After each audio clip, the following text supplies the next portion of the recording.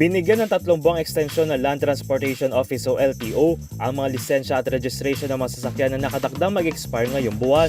Alinsunod dito sa inilabas na memo ng Department of Transportation o DOTR bilang tugon sa mga motoristang apektado pa rin ng krisis sa langis. Bibigyan po ng 3 buwan na extension kung sila po ay mag-i-expire ngayong April para naman po medyo makaipon sila at makagalaw sila ng ayos at makapagrehistro. Sakop ng extension ng mga lisensya ng driver, mga registration, conductor's license at mga student permit na mapapasok sa unang bahagi o hanggang April 20, 2026.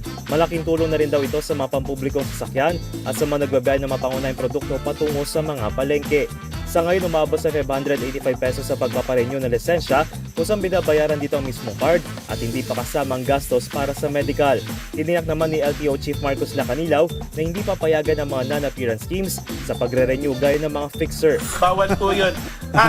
Sa totoo lang po ka, Jerry, dire-diretso po yung operation namin dyan. Ang nakakalungkot, minsan meron talagang mga opisina na nagkakaroon ng ganyan. Kagaya nga po ng mga nagkaroon ng operation. Kahapon po, nagkaroon ng operation. Kaya kami nagpapasalamat din sa NBI.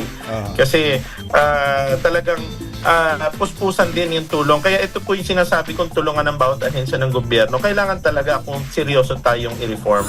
Samantala, binigyan din ng LTO na mas pinabilis ng pagre-renew ng lisensya upang wala ng dahilan o umasa pa sa mga fixer. Gayon din na mayroong mga helpdesk sa bawat opisina kung saan sila makakahingi ng tulong sa pagre-renew.